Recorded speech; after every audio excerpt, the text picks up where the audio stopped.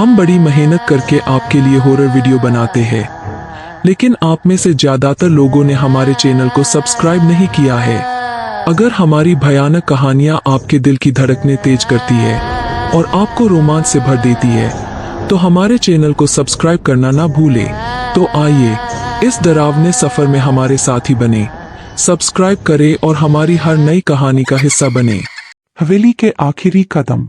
घने जंगल के बीचों बीच एक खामोश गांव बसा था, जहां शाम होते ही सन्नाटा पसर जाता था। उस गांव से कुछ दूरी पर एक पुरानी हवेली थी, जिसे लोग आसमान का पागलखाना कहते थे। बरसों पहले वहां एक असाइलम हुआ करता था, लेकिन अब वो खंडहर बन चुका था।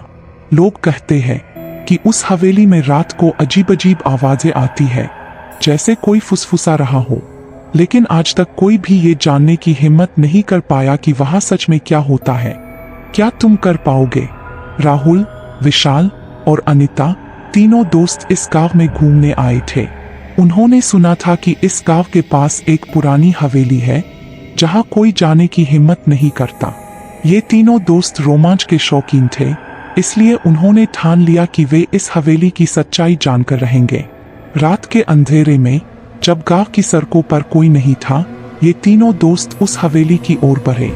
हवेली के बाहर पहुंचते ही उन्हें अजीब सी ठंड महसूस हुई, जैसे किसी ने उनके चारों ओर बर्फ का घेरा बना दिया हो। हवेली का गेट जंग खा चुका था और उसकी चिरचिराती आवाज ने उनकी हिम्मत को झकझोर दिया, मगर वे रुके नहीं। अंदर घुसते ही उन्हें एक सरागला, खौफनाक माहौल महसूस हुआ। हवेली के अंदर की दीवारों पर अजीब अजीब से निशान थे, मानो किसी ने नाखूनों से खरोंच डाली हो।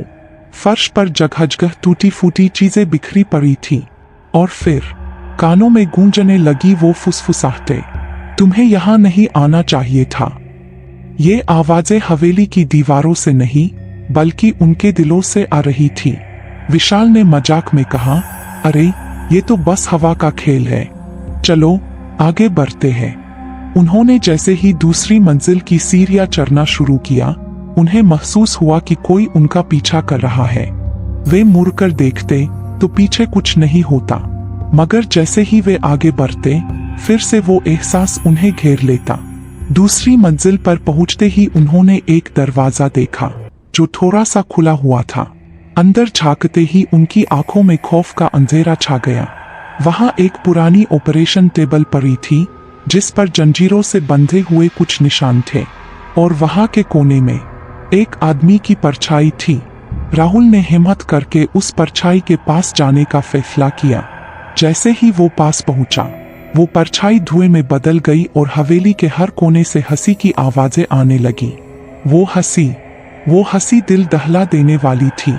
अनीता ने घबराकर कहा, हमें यहाँ से भागना चाहिए, ये जगह शापित है। मगर विशाल को लगा कि वे डर से कुछ ज्यादा ही सोच रहे हैं। उसने कहा, हम इतने दूर आए हैं, और अब अगर हम यूं ही लौट गए तो लोग हमें कायर समझेंगे। वे आगे बढ़े। हवेली के हर कमरे में अजीब अजीब चीजें थी, पुरानी तस्वीरें जिनकी आंखें उन पर टिकी रहती थी, फर्श पर बिखरी चिट्ठियां जिन पर खून के धब्बे थे, और हवा में घुली वो फुसफुसाहटें जो उनके कानों में जहर घोल रही थी। आखिरकार वे एक कमरे में पहुंचे जहां दीवारों पर बड़े बड़े अक्षरों में लिखा था, भागो वरना तुम्हारी आत्मा भी यहाँ कैद हो जाएगी। मगर अब भागने का समय नहीं था। दरवाजे बंद हो चुके थे और हवेली की खिड़कियों से दिखने वाला चांद खून की तरह लाल हो चुका था। उन्हें महसूस हुआ कि हवेली में कोई अदृश्य ताकत है, जो उन्हें यहाँ रोकना चाहती है। उन्होंने दरवाजे तोड़ने की कोशिश की, खिड़कियों से कूदने की कोशिश की, मगर हर रास्ता बंद हो चुका था। तभी हवेली के नीचे से एक जोरदार आवाज आई। जमीन फटने लगी और हवेली के नीचे से एक भयानक आकृति बाहर निकल आई। वो एक आत्मा थी, जिसके चेहरे पर क्रोध और दर्द के निशान थे। उसकी आंखें आग की तरह जल रही थी और उसके हाथों से खून टपक रहा था। वो आत्मा चिल्लाई, तुम्हारे जैसे कई आए और गए, मगर इस हवेली से कोई भी जिंदा बाहर नहीं गया। तुम भी नहीं जाओगे। अनीता ने डर से चीखते हुए कहा, हमने कुछ नहीं किया, हमें जाने दो। आत्मा ने कहा, तुम्हारे आने से मेरी शांति भंग हुई है। अब तुम यहाँ हमेशा के लिए रहोगे। तीनों दोस्त समझ गए कि अब वे इस हवेली के कैदी बन चुके हैं। उनकी चीखें हवेली की दीवारों में गूंजने लगी और वो आत्मा उनकी आंखों के सामने गायब हो गई। लेकिन कहानी यही खत्म नहीं होती। कुछ दिनों बाद गांव में एक और दल आया जो उस हवेली की सच्चाई जानने के लिए तैयार था। उन्हें वहां कुछ नहीं मिला सिवाय उन तीनों दोस्तों के मोबाइल फोन के, जो अब तक चालू थे और उनमें एक वीडियो रिकॉर्ड हो रहा था। वो आखिरी चीखों और हंसी का वीडियो जो आज तक कोई देख नहीं सका। लेकिन उस वीडियो को देखते ही उस दल के हर सदस्य की आंखों से खून बहने लगा और कुछ ही पल में वे भी उस हवेली का हिस्सा बन गए। हवेली अब भी वही है और उसकी फुसफुसाहटें अब भी नए शिकारों की तलाश में है। क्या तुम अगले हो? Subscribe Fear Fuse for more.